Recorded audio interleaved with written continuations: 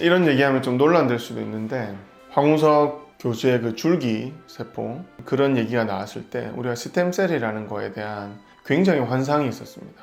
그래서 무슨 얘기를 하고 싶냐, 줄기세포는 굉장히 과대포장이 되어 있고 히알루론산 필러는 굉장히 저평가를 받고 있다고 생각합니다. 이렇거든요. 원래 뭘 하면 좀 지겨워지게 되어 있어요. 예를 들면 제가 이제 13년, 14년 전에 필러를 본격적으로 시작할 때 필러 그래 얼만큼 내가 할까? 필러로 내가 뭘 할 수 있을까에 대한 저도 의구심이 있었어요. 그때는 저도 레이저도 하고 수술도 하고 이랬었거든요. 왜냐면 제가 어떤 곳에 집중을 해야 될지 모르는 좀 그런 과도기가 있었어요. 근데 제가 그때 필러를 몇 케이스를 해보고 나니까 좀 전율이 돋았어요, 제 딴에는. 그래서 제가 퇴근도 안 하고 새벽에도 나오고 아침 일찍 나오고 필러를 굉장히 연구를 하기 시작했어요. 그래서 언제요, 원장님? 그때가 이미 2010년 초반이죠. 제가 외국도 이제 그 후에 다니고 생산업자들도 만나고 여러 브랜드 키닥터들도 해보고 하니까 이 필러라는 게 제가 알면 알수록 세상을 바꿀 것이다라고 생각을 했어요. 왜 이야기를 하느냐, 필러에 목숨 걸어본 의사가 없다 보니까 필러가 어떠한 포텐셜 잠재력을 가지고 있는지를 아무도 모르는 것 같아요. 구글링만 해봐도 필러가 가진 장점들이 속속들이 나오고 있습니다. 심지어 염증을 억제해 주는 것까지 나오고 있어요. 그리고 저한테 시술한 분들이 어깨 한 분들은 어깨 근력이 강화됐다, 어깨 힘들어 간다 그래요.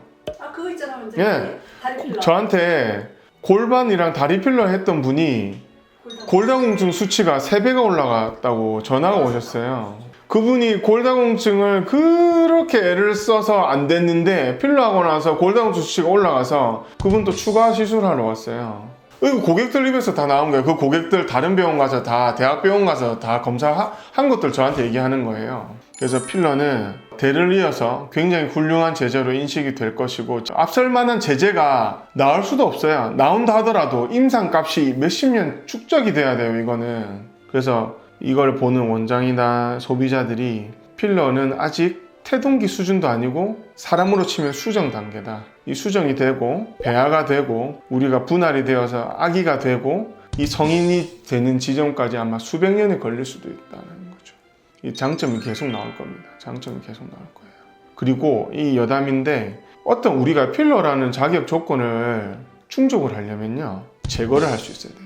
제거를 할 수 있는 게 없어요. 필링 제제가 제거를 할 수 있는 제제가 없다고요. 우리가 뱀독 같은 거 보면 해독제가 있잖아요. 필러도 못하는 원장들 녹일 수 있어야 되잖아요. 그러니까 더 대중화되는 거예요. 그러니까 필러처럼 장점도 많아야 되고 원치 않을 때는 제거도 조금 할 수 있어야 되고 좀 볼륨을 좀 꺼뜨릴 수도 있어야 되고 이런 제재는 세상에 아마 안 나올 겁니다.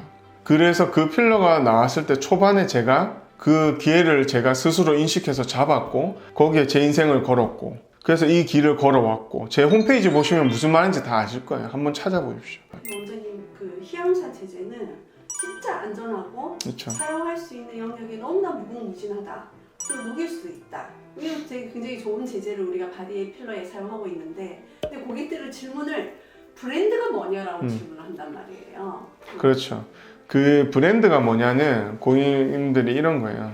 히알루론산 필러라는 거는 솔직히 우리가 필러를 하러 가서 원장님 얼마나 당신이 필러에 대해서 대단한 장인정신을 갖고 있습니다, 이딴 질문 안 하잖아요. 그냥 대충 그냥 온라인에서 검색해가지고 가잖아요. 근데 그 원장들이 그 얕은 케이스 수만 많겠죠.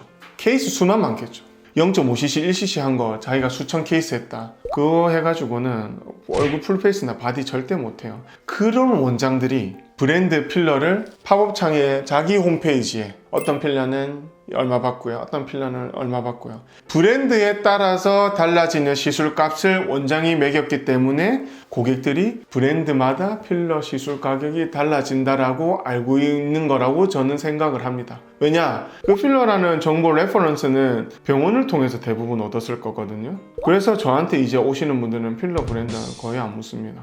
아니라는 걸 알거든요. 그게 아니라는 걸 알아요. 그건 생산업자도 알고 원장들도 알아요.